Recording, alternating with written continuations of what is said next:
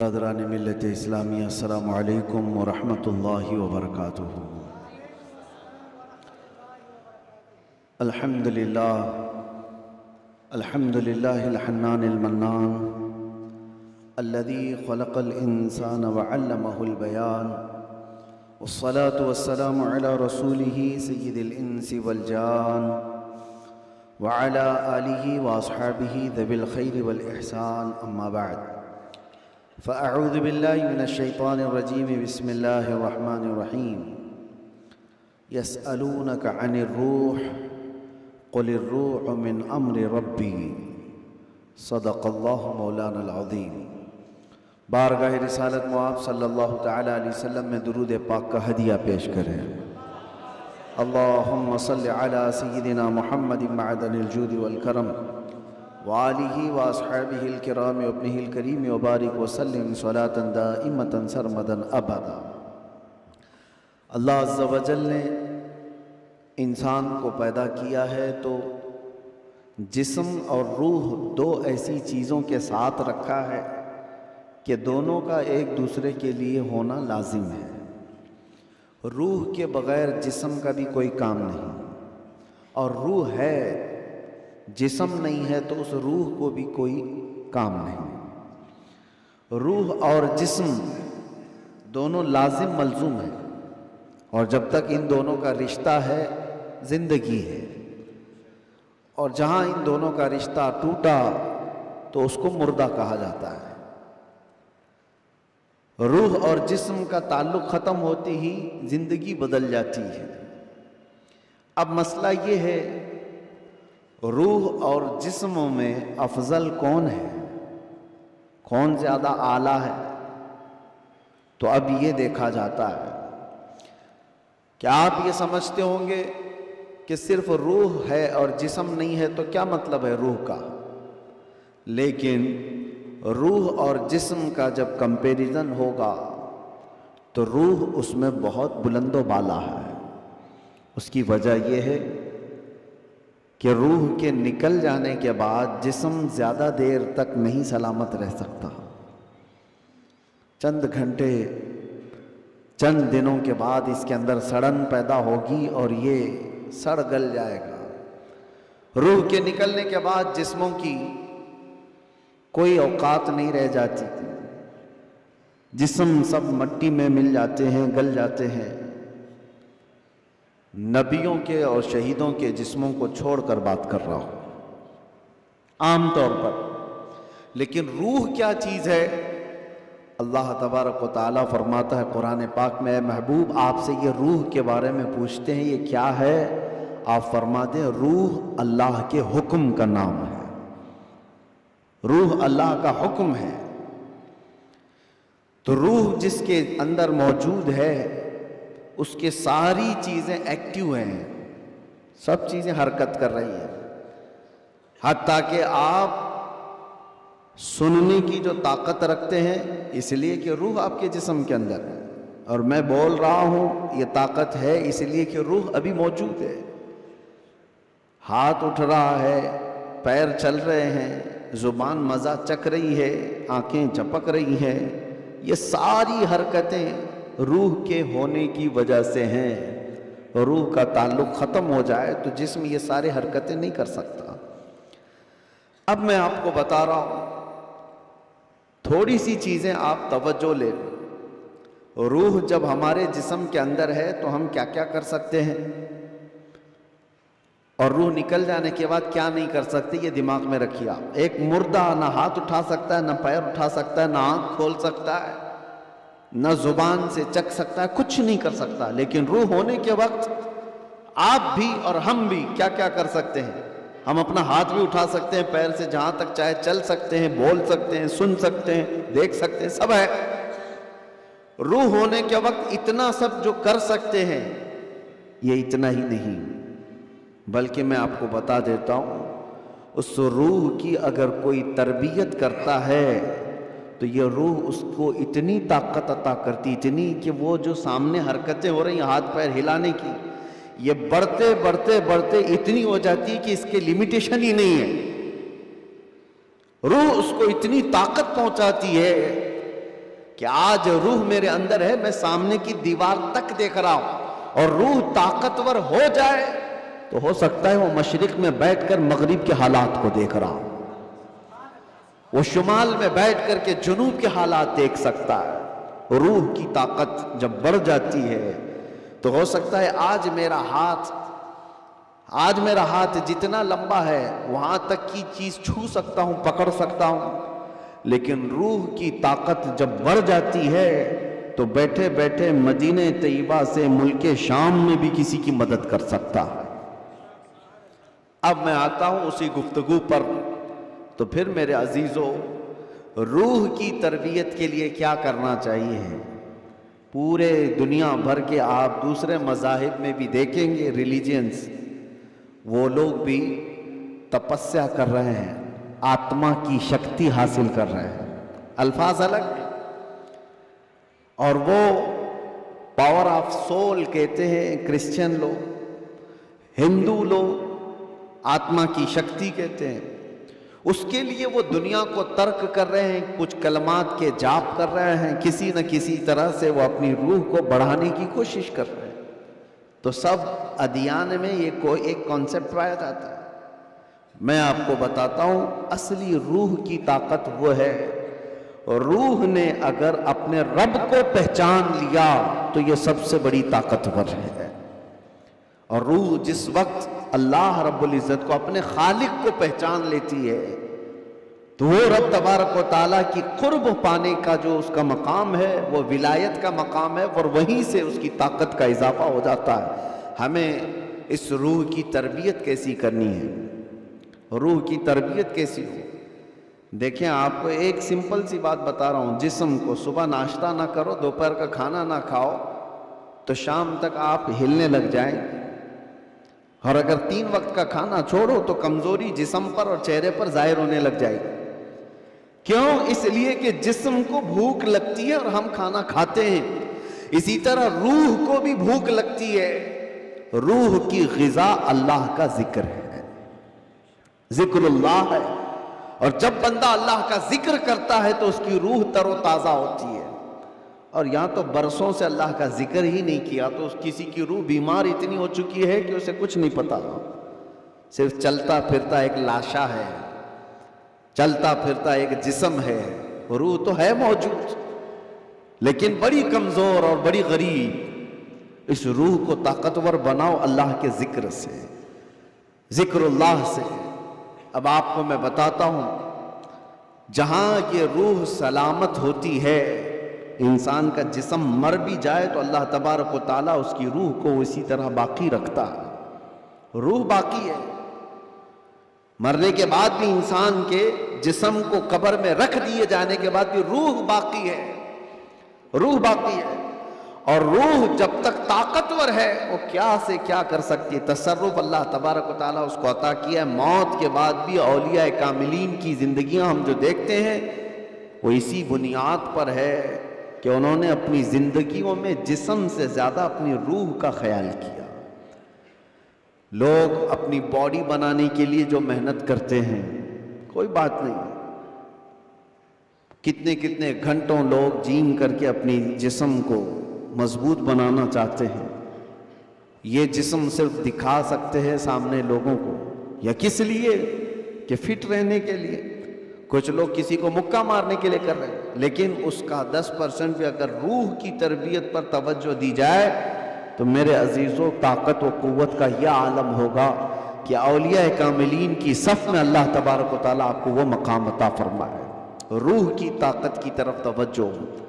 آج پوری دنیا اس سے دور بھاگی ہوئی ہے، ساری چیزیں ہماری روحانیت نکل گئی، ہم میٹل پر محنت کر رہے ہیں، ہم جسموں پر محنت کر رہے ہیں، ہم کپڑوں پر اپنے ظاہر پر محنت کر رہے ہیں۔ روح کے لیے جو اولیاء کاملین کے ہاں تربیت ہوتی تھی وہ خال خال نظر آ رہے ہیں۔ پہلے خانقاہوں میں جانتے ہیں آپ، ماررہ مطہرہ ہندوستان کی بہت بڑی خانقاہ ہے جہاں سے اعلیٰ حضرت بھی بیعت ہوئے تھے، امام اہل سنت مجدد دین و ملت جہاں سے بیعت ہوئے، وہ خانقاہ سادات کی آل رسول وہاں پر ہیں۔ حضرت شاہ حمزہ عینی رضی اللہ تعالیٰ عنہ بڑے پائے کے بزرگ ہیں، ان کے پاس لوگ آتے تھے تربیت حاصل کرنے کے لیے، اپنے زندگیوں کو سنوارنے کے لیے، یہی روح کی تربیت کے لیے۔ تو ان کو کیا کیا کرایا جاتا تھا پتہ ہے؟ سب سے پہلی چیز ان کی تربیت یہ ہوتی تھی کہ جو چیز تمہاری زندگی میں حاوی ہونے کی کوشش کر رہی ہے اس سے اپنے آپ کو چھٹکارا دلانا۔ جو تمہارے اوپر حاوی ہو رہی ہے، چاہے وہ نیند ہو یا بھوک ہو یا کسی چیز کی چاہت ہو، اگر حاوی ہو رہی ہے، غالب ہو رہی ہے تو اس سے نجات حاصل کر لو، تب تمہاری روح پاورفل ہوگی، ورنہ تم غلام بن کر کے رہو گے، اپنی خواہشوں کے غلام بن کر کے رہو گے۔ ابھی من کیا بریانی کھانے کا، بھاگ کر چلے گئے، تم خواہش کے غلام ہو، تم ظاہری چیزوں کے غلام ہو۔ نیند تمہیں غلام بنا کر رکھی ہے، جب وہ آئی تو تم تو لمبے ہو گئے۔ تمہارا کنٹرول نیند پر نہیں، تمہارا کنٹرول بھوک پر نہیں، بلکہ وہ چیزیں تم پر کنٹرول رکھی ہوئی ہیں، تو سمجھ لو کہ تم کمزور آدمی ہو، تم کمزور ہو، تمہاری روح وہ طاقت نہیں رکھتی، تم مجبور ہو۔ اولیاء کاملین کو اس کے برعکس تربیت دی جاتی تھی، بھوک پر کنٹرول، خواہشات نفسانیہ پر کنٹرول اور نیند پر کنٹرول۔ حتیٰ کہ میں آپ کو بتاؤں، حضرت شاہ مینا رحمۃ اللہ تعالیٰ علیہ لکھنؤ کے بہت بڑے بزرگ ہیں، وہ جب رات کو عبادت کے لیے کھڑے ہوتے، انسانی فطرت کا تقاضا ہے کہ نیند تو آتی ہے، لیکن وہ یہ چاہتے تھے کہ نیند انسان کی ضرورت ہے، اس کو بھی میں اپنے اوپر غالب ہونے نہیں دوں گا، میں جب چاہوں سو جاؤں، لیکن نیند جب چاہے تب مجھے نہ سلائے۔ نیند میری حاکم نہیں، میں اس پر حاکم ہوں۔ آپ نے کیا کیا جانتے ہیں؟ رات کو عبادت کے لیے روزانہ کھڑے ہو جاتے تھے۔ ایک دن ایسا ہوا کہ جھپکی آ گئی اور گر گئے۔ اس کا ان کو اتنا افسوس ہوا کہ عبادت میں نیند نے مجھے اپنا غلام بنا دیا، اللہ رب العزت کی عبادت سے مجھے نیند نے دھوکہ ایسا دے دیا کہ میں گر گیا، اس کا غلام ہو گیا۔ اس کے بعد سے رات کو جب کھڑے ہوتے تھے تو نمک میں سلائی ڈال کر اپنی آنکھوں پہ سرما لگاتے تھے، نمک کا سرما لگاتے۔ عام سی بات نہیں، سننے میں آپ کو آسان لگ رہا ہو، نمک کے 2 تنکے بھی اگر آنکھ میں چلے جائیں تو کیا حالت کرتے ہیں، لیکن حضرت شاہ مینا فرماتے ہیں کہ نمک کو پوری طور پر آنکھوں پہ لگاتے تو ان کی آنکھوں سے خون جاری ہو جاتا تھا۔ لوگ کہتے بھی تھے کہ آنکھیں سرخ ہو کر خون بہتی تھیں، بہاتی تھی۔ آپ سے کہا جاتا کہ آپ اس طرح سے آنکھوں کو سختی کر رہے ہیں، آپ کہتے ان آنکھوں کی وہی سزا ہے جو مجھے میرے رب سے دور کر رہی ہے، نیند کا غلبہ مجھے لا کر کے اپنا غلام بناتی ہوں۔ خواہشات کے لیے بھی انہوں نے ایسا ہی کیا ہے، اپنے خواہشات پر کنٹرول جب تک آدمی نہیں کرتا اس کی روح طاقتور نہیں ہے، اس کی روح کوئی طاقت نہیں رکھتی، وہ کمزور آدمی ہے۔ اسی لیے میرے عزیزوں، میں جو بات کر رہا تھا، حضرت شاہ حمزہ عینی، ان کے ہاں جو لوگ آتے تھے، کچھ تو پنڈت بھی آتے تھے، جوگی بھی آتے تھے تپسیا کرنے کے لیے کہ صوفی سنت ہیں، ان کے ہاں جو تربیت ہوتی ہے وہ بہت اعلیٰ درجے کی ہوتی ہے۔ آپ یہ کہتے تھے کہ انسان سب سے زیادہ کن چیزوں کا محتاج ہے؟ کھانے کا، پینے کا، سونے کا، یہی سب چیزیں نا، اس پر تو وہ کنٹرول کرا ہی دیتے تھے۔ کوئی ایسا ان کے پاس مجاہد ہوتا، ریاضت کرنے والا، کہ 3 دن 4 دن تک بغیر کھائے پیے عبادت میں مصروف رہتے، کچھ بھی نہیں۔ اور یہ پاسبل ہے کیونکہ اللہ نے انسان کی باڈی کو فلیکسیبل بنایا ہے، اس کو جیسا بندہ ڈھالتا ہے ویسا جسم بنتا ہے، کوئی چیز امپاسبل نہیں ہے۔ بزرگوں نے یہ تربیت کیا۔ اب ایک مقام ایسا آیا کہ کھانے پینے کی بات تو چھوڑو، یہ جو محتاجی ہے، جو بھوک لگتی ہے، اس سے تو انہوں نے کنارہ کر لیا۔ ایک شاگرد نے ان سے کہا کہ حضور، کھانے سے تو ہم محتاج نہیں ہیں، جب ہم چاہیں گے کھا لیں گے، بھوک ہم کو غلام نہیں بنا رہی یار، پیاس بھی ہم کو غلام نہیں بنا سکتی، لیکن یہ جو سانس لیتے ہیں اس کے تو ہم محتاج ہیں۔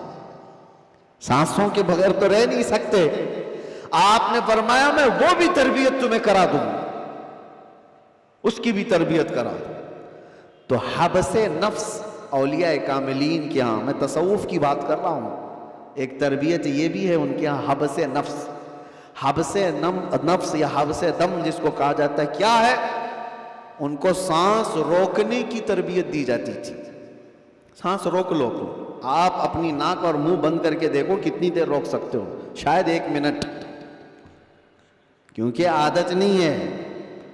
1 मिनट से ज्यादा अपने नाक और मुंह को पकड़ नहीं सकते।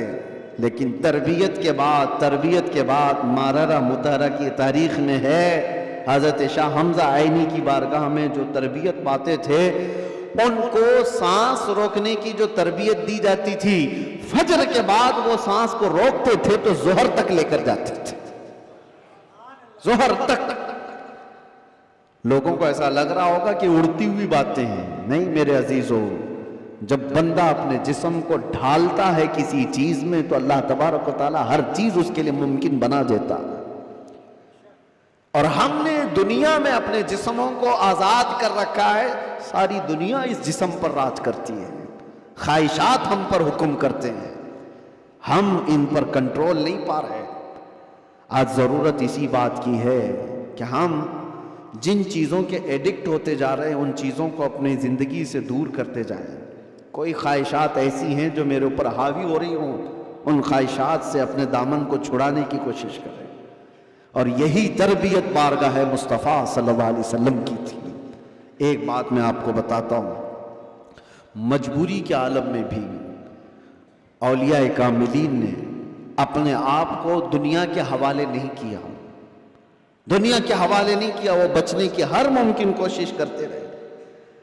एक बुजुर्ग के मुतालिक हमने पढ़ा है, हजरत मुश्की रहमतुल्लाह अलैह, इराक के बुजुर्ग, लेकिन वो जवान शख्स मुश्की, गालिबन अब्दुल्लाह कुछ नाम था, बहुत खूबसूरत, देखने में बिल्कुल हैंडसम नौजवान, एक कपड़े की दुकान पर काम करते थे।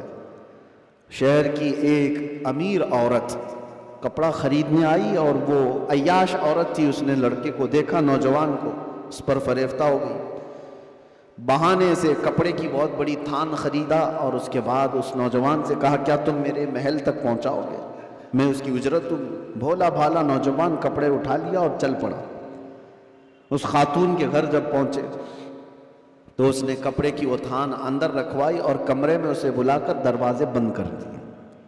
और उसके बाद उस नौजवान से कहा कि तू अब आज़ाद नहीं है, तू मेरे पास कैद है, मैं तुझे यहाँ पर इस बहाने से ले आई हूँ, तुझे जो चाहिए वो मैं दे दूंगी, माल दौलत जो भी है, लेकिन मेरी ख्वाहिशात पूरी कर दे। वो कांपने लग गए। अल्लाह का खौफ, अल्लाह का डर, जिसकी रूह मजबूत और ताकतवर होती है, हर मुसीबत से उसको किसी न किसी तरह बचा लेती है, अल्लाह का फजल होता है। उस नौजवान ने कहा यह हरगिज मैं नहीं कर सकता, मैं नहीं कर सकता।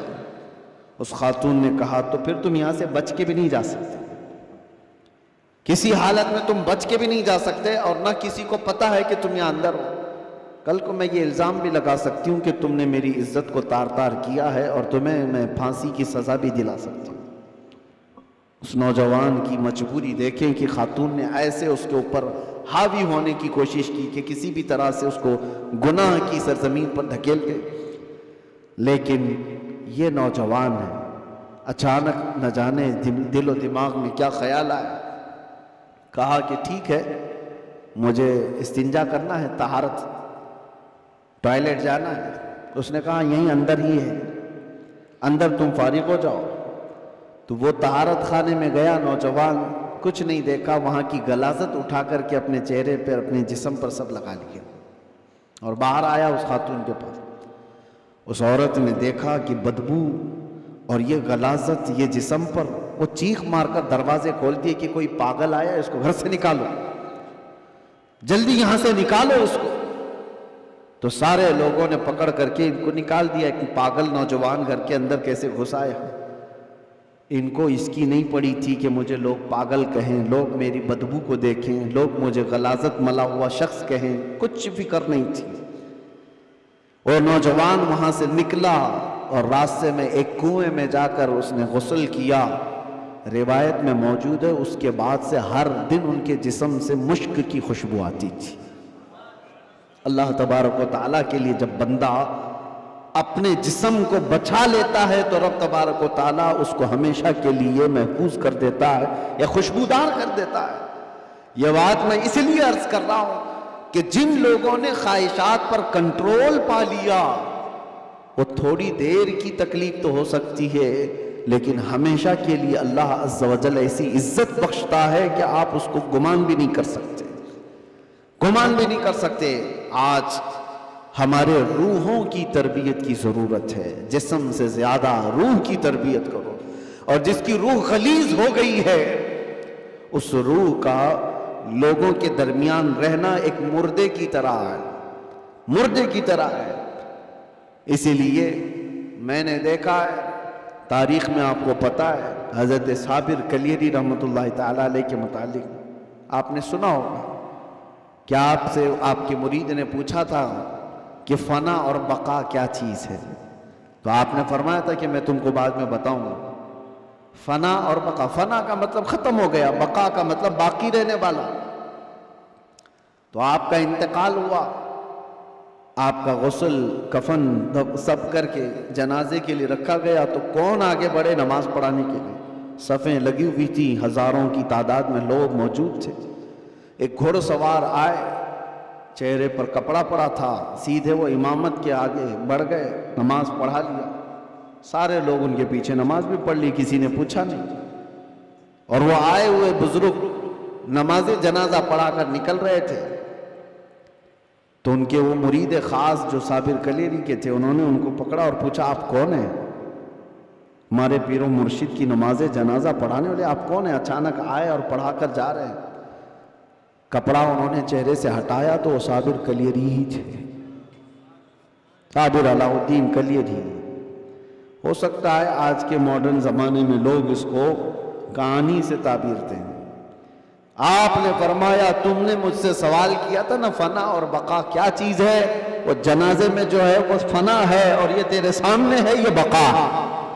جس نے روح کی تربیت کی اپنی زندگی میں اللہ تعالیٰ موت کے بعد بھی اسے تصرف عطا کرتا ہے، اسے تصرف عطا کرتا ہے.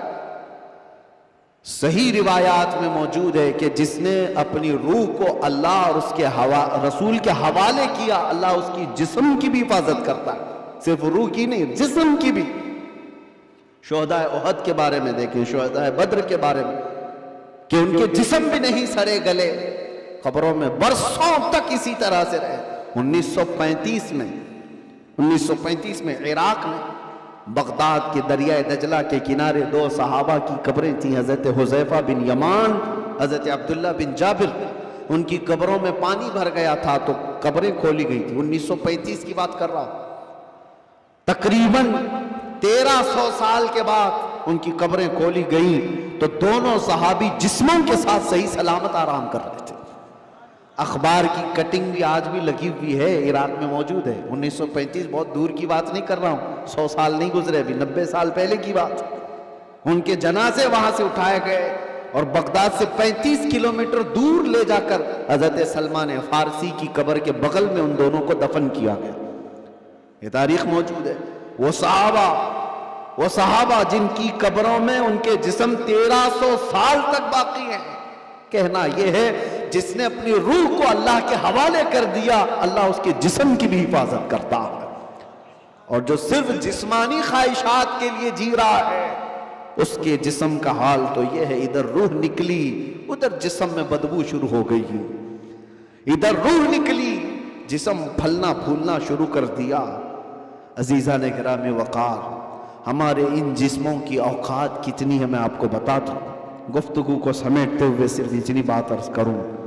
کہا گیا ہے کہ قبر میں ہماری تختیاں بند کر کے جب لوگ چلے جاتے ہیں قبر کی مٹی میں، آپ کو اندازہ ہے آپ ممبئی کے قبرستانوں کو دیکھتے ہیں اور بہت جلدی یہاں قبریں کھولی بھی جاتی ہیں، لیکن جہاں نہیں کھولی جاتی وہاں کے لیے بھی میں بتا رہا ہوں دفن کر کے چلے جانے کے بعد ایک دن کے اندر، صرف ایک دن 24 گھنٹے جب گزر جاتے ہیں تو پیٹ میں کا اور دماغ میں کا پورا پانی پیپ کے ذریعے سے یا کسی طرح سے اس کے ناک اور منہ سے باہر نکل جاتا ہے، اس کے کانوں سے سب نکل جاتا ہے۔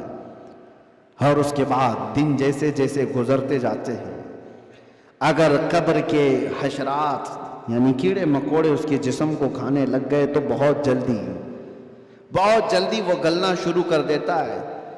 3 دن کے اندر پیٹ پھٹ جاتا ہے، اور پیٹ کے پھٹ جانے کے بعد جو تعفن نکلتا ہے اس کی چیزیں سب اس کی باہر ہو جاتی ہیں، اور اس کے بعد 9 دن گزر جاتے ہیں یا 10 دن گزر جاتے ہیں تو جسم کی ساری چمڑی پک جاتی ہے، پوری چمڑی، چاہے اس کو جتنی بھی حفاظت سے رکھا جائے، روح نے ساتھ چھوڑ دیا ہے تو اب جسم ترتیب وار ایک ایک چیزیں اس کی ختم ہوتی چلی جاتی ہیں۔ اس کے ناک سے، اس کے کان سے، اس کے منہ سے گودا باہر نکل آیا، پیٹ پھٹ گیا، اب چمڑی گلنے لگ گئی۔ پھر اس کے 40 دن گزرنے والے ہوتے ہیں کہ ہڈیاں سب باہر نکلنے لگ جاتی ہیں، دکھتی ہیں، ہڈیوں کا اظہار ہو جاتا ہے، چہرہ کسی حد تک رکھا جاتا ہے۔ کہا گیا کہ مہینہ گزر جاتا ہے تو کہ اس کی آنکھوں کی پتلیاں بھی باہر نکل جاتی ہیں، مہینہ 2 مہینہ گزرتا ہے کہ اس کے بعد پھر جسم کے اندر جتنی نرم چیزیں تھیں سب نکل جاتی ہیں، پھر ڈھانچہ باقی رہ جاتا ہے، اور ڈھانچہ، ہڈیاں بھی اپنے آپ میں ٹوٹنے لگ جاتی ہیں۔ اس کے پیروں کی ہڈیاں اس کے کمر سے الگ ہو جاتی ہیں، اس کے گھٹنے سے اس کے ران کی ہڈیاں الگ، اس کے بازوؤں کی ہڈیاں الگ۔ اسی لیے 6 مہینے سال بھر کے بعد جب آپ قبر کو دوبارہ کھود رہے ہوتے ہیں تو پورا ڈھانچہ کسی کو نہیں ملتا، کسی کی گھٹنے کی ہڈی، کسی کے سر کی کھوپڑی اور کسی کے پیر کی ہڈی، یہی سب چیزیں ملتی ہیں، جسم سب چھوڑ چکا ہوتا ہے۔ یہ وہی جسم ہے جس کو ہم گھنٹوں آئینے کے سامنے سجا رہے ہوتے ہیں، یہ وہی جسم ہے جس کے اوپر ہم اپنی محنت خرچ کر رہے ہیں، چاہے وہ جیم میں جا کر، میں نہیں کہتا کہ فٹ نہیں رہنا چاہیے، فٹ رہنا چاہیے، لیکن یہ نہیں ہے کہ کل محنت ہم اپنے جسم پر لگائیں اور روح کا خیال بھی نہیں کیا کریں، روح کا خیال ہی نہیں کیا تو یہ جسم جس وقت ساتھ چھوڑ دیتا ہے تو میرے عزیزوں بہت برا حشر ہو جاتا ہے۔ مولا علی کرم اللہ وجہہ الکریم ایک بار قبرستان تشریف لے گئے، قبروں کو سلام کیا، السلام علیکم یا اہل القبور، اور اس کے بعد وہ مولا کائنات ہیں، قبر والوں سے یوں کہتے ہیں کیف احوالکم یا اہل القبور، اے قبروں والے تمہارے حالتیں کیا ہیں؟ سعید ابن مسیب حضرت علی کے ساتھ تھے، حضرت علی رضی اللہ تعالیٰ عنہ کے شاگرد، مدینے کے مشہور تابعی سعید ابن مسیب کہتے ہیں میں مولا علی کو دیکھ رہا تھا، وہ قبر والوں سے پوچھ رہے ہیں، تھوڑی ہی دیر کے بعد آپ کی آنکھوں سے موٹے موٹے آنسوؤں کے قطرات نکلنے لگے اور ہزاروں قطار آپ رونے لگے۔ سعید ابن مسیب پوچھتے ہیں مولا علی کرم اللہ وجہہ الکریم سے کہ سرکار آپ ان سے بات کر رہے ہیں اور رو کس بات پر رہے ہیں؟ مولا علی نے فرمایا میں نے ان سے صرف اتنا پوچھا کہ تمہاری حالتیں کیا ہیں، تو قبر والوں نے مجھے جواب دیا اے علی ہماری کیا حالتیں پوچھتے ہو؟ اس چہرے کو رب تبارک و تعالیٰ نے بچھوؤں کی غذا بنا دیا ہے جس کو ہم سجایا کرتے تھے، ان بالوں کو جن میں ہم کنگا کرتے تھے پیپ نکل آیا ہے، کیڑے کھینچ رہے ہیں، ہماری ان آنکھوں کو آج خیرہ کر دیا گیا ہے، ان آنکھوں کو سیاہ کر دیا گیا ہے، ہمارے وہ بازو جس پر ہمیں بڑا ناز تھا ہم آج ہلا بھی نہیں پاتے اور ان کو بڑی مضبوطی کے ساتھ توڑ دیا گیا ہے، ختم کر دیا گیا ہے۔ حضرت علی کرم اللہ وجہہ الکریم سعید ابن مسیب سے کہتے ہیں قبر والوں کے یہ جواب سن کر بتاؤ کیا میں مسکرا سکتا ہوں، کیا میں ہنس سکتا ہوں؟ تو پھر اللہ کا خوف ہے کہ میں زار و قطار رو پڑا۔ میرے عزیزو ہم سب بھی اسی منزل کے راہی ہیں، ہم بھی اسی آخری مکان کے مسافر ہیں جہاں ہم سب کے ساتھ یہ ہونا ہے۔ اس لیے جب تک رب تبارک و تعالیٰ نے ہمارے جسم میں روح باقی رکھا ہے اس روح کی توجہ کرو، اس کی تربیت کرو، ورنہ وقت گزر جانے کے بعد قرآن پاک میں ہے کئی ایسے لوگ ہیں جو کہتے ہیں رب تعالیٰ سے، کیا کہتے ہیں؟ لو کننا نرد، اے اللہ اگر کاش ایک بار ہم کو تو لوٹا دے، کننا نعمل ہم بہت اچھا عمل کریں گے، عملاً صالحا، ہم نیک بن کر کے آئیں گے۔ لو نردو، ہم لوٹا دیے جائیں، اگر ایک بار ہمیں دوبارہ دنیا میں بھیج دے، ہم پکے مومن بن کر کے آئیں گے، ہم نیک عبادتگار بن کر کے آئیں گے۔ رب تعالیٰ فرماتا ہے کلا، ہرگز نہیں، جو وقت تھا وہ بیت چکا، اب عمل کا وقت نہیں، اب صرف حساب کا وقت ہے، اب صرف حساب کا وقت ہے۔ اسی لیے عربی میں ایک مقولہ میں پڑھتا تھا اپنے طالب علمی کے زمانے میں نے تو اپنے سرانے پر اس کو لگایا ہوا تھا، حاسبو قبل ان تحاسبو، اپنا حساب پہلے پورا کر لو اس سے پہلے کہ تمہارا حساب لیا جائے، اپنا کیلکولیشن پورا کریکٹ کر کے رکھ لو کہ اس سے پہلے کہ تمہارا حساب لیا جائے۔ عزیزان گرامی، آج ہماری زندگیاں ایسی ہیں، ہم انکم ٹیکس کے ڈر سے تو اپنا حساب پورا صحیح کرنے کی کوشش تو کرتے ہیں، سی اے کو دے دیا، اس کو دے دیا، سب سے پوچھ تاچھ کر کے کہ کہیں کوئی لوپ ہولز نہ رہ جائے تاکہ ہم پکڑ میں نہ آئیں۔ بینکوں کے معاملات صحیح کر رہے ہیں کہ کہیں ہم ای ڈی کے چھاپے میں نہ آ جائیں، انکم ٹیکس کے چھاپے میں نہ آ جائیں۔ یہ زیادہ سے زیادہ تمہیں کیا کر سکتے ہیں، اس زندگی میں ہی تو سزا دے سکتے ہیں، لیکن ان کو چھپا بھی سکتے ہو اپنے معاملات۔ سی اے تمہیں چھوٹے راستے بھی بتاتا ہے اور الگ شارٹ راستے بھی بتاتا ہے، لیکن اس رب العالمین کی بارگاہ میں تم کوئی ہیلا بہانہ نہیں کر سکتے۔ یعلم خائنۃ الاعین وما تخفی الصدور، وہ تمہاری آنکھوں کی خیانت کو بھی دیکھ رہا ہے اور دل میں چھپے ہوئے حالات کو بھی دیکھ رہا ہے۔ اس کے دربار میں کیا چھپا سکتے ہو؟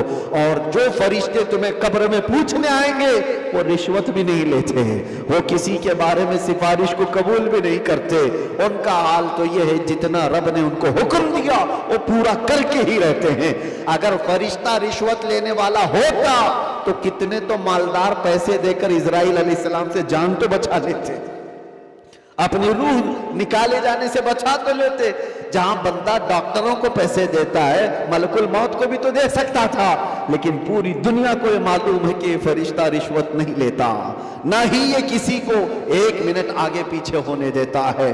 جب یہ سارے معاملات طے ہیں اور سب کو معلوم ہے تو آؤ میرے عزیزو اس بارگاہ مصطفیٰ صلی اللہ علیہ وسلم میں، جہاں میرے آقا صلی اللہ تعالیٰ علیہ وسلم نے انسانوں کی تربیت فرمائی، ان کی روح کی تربیت فرمائی۔ وہ کون تھے جو صحابہ بنے؟ شراب کی زندگیاں ان کی بھی تھی، جوئے کی زندگیاں ان کی بھی تھی، بچیوں کو پیدا ہوتے ہی گردن مروڑ کر کے مار دینے والی زندگیاں ان کی بھی تھی، ماں اور بہنوں کو بازاروں میں نیلام کر دیا جاتا تھا، عرب کی یہ زندگی تھی۔ لیکن ایک عرب نے آدمی کا بول بالا کر دیا، خاک کے ذروں کو ہمدوش سریا کر دیا، خود نہ تھے جو راہ پر اوروں کے ہادی بن گئے، کیا نظر تھی جس نے مردوں کو مسیحا کر دیا۔ میرے آقا صلی اللہ تعالیٰ علیہ وسلم نے پھر ان کو کس مقام پر پہنچایا؟ یہ وہ عرب کے بدو لوگ تھے جن کو دنیا وحشی کہتی تھی، مگر میرے مصطفیٰ صلی اللہ علیہ وسلم کی تربیت میں آئے تو پھر مقام یہ بنا اصحابی کالنجوم۔ خود میرے آقا نے فرمایا میرے صحابہ ستاروں کی مانند ہے، جس کی بھی پیروی کرو گے ہدایت پا جاؤ گے۔ ان کو بلند مقام ہوا عطا کیا کہ چاند بھی ان کو دیکھے تو رشک کرے۔ وہ مقام میرے آقا کی اس جلوت خانے میں، اس خلوت کدے میں ہوا ہے۔ اسی لیے دنیا کی یونیورسٹیاں، دنیا کے اسکول جسم تو بنا سکتے ہیں اور مدینے کا دربار تمہاری روح کو بناتا ہے، روح کو بناتا ہے۔ بارگاہ مصطفیٰ صلی اللہ علیہ وسلم میں ہم اپنے آپ کو سرنڈر کریں، اور اسی لیے میرے آقا نے فرمایا لا یؤمن احدکم حتی یکون ہواہ تبعا لما جئت بہ، اس وقت تک تم میں سے کوئی بھی مومن نہیں ہو سکتا جب تک اپنی خواہشات کو میری مرضی کے مطابق نہ بناتے۔ جب تک آپ اپنی خواہشات کو رسول اللہ کی مرضی کے مطابق نہیں کرتے تب تک تو پکے مومن بھی نہیں ہیں۔ اسی لیے آج یہ عہد کرو کہ ہمارا جینا مرنا حضور کی مرضی کے مطابق ہوگا، حضور پاک کی مرضی کے مطابق ہو تو پھر روح بھی طاقتور ہوگی۔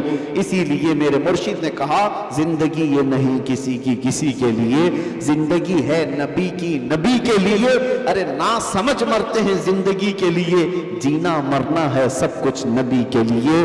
یا رسول اللہ دہن میں زبان تمہارے لیے، بدن میں ہے جان تمہارے لیے، ہم آئے یہاں تمہارے لیے اور اٹھے بھی وہاں تمہارے لیے۔ جب بندے کا یہ عقیدہ بن جائے تو پھر دیکھو اس کی زندگی میں انقلاب کیسے آتا ہے۔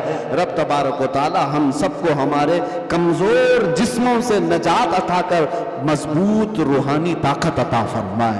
مولا کریم ہماری آنکھوں میں نور مصطفیٰ عطا فرمائے، ہمارے دل کو وسوسوں سے محفوظ فرمائے، ہمارے بازوؤں میں قوت حیدری عطا فرمائے۔ مولا کریم اس پوری امت کو اصلاح کی توفیق عطا فرمائے۔ رب العالمین ہمارے درمیان صلاح الدین پیدا فرما، ہمارے درمیان خالد ابن ولید کے نقش قدم پر چلنے والا جوان عطا فرما، صحابہ کا سچا شیدائی عطا فرما، غوث و خواجہ کا غلام ہمارے خاندانوں میں عطا فرما۔ رب العالمین ہماری جمعہ کو قبول فرما، حاضرین کے سجدوں میں لذتیں عطا فرما۔ وآخر دعوانا ان الحمدللہ رب العالمین۔ السلام علیکم۔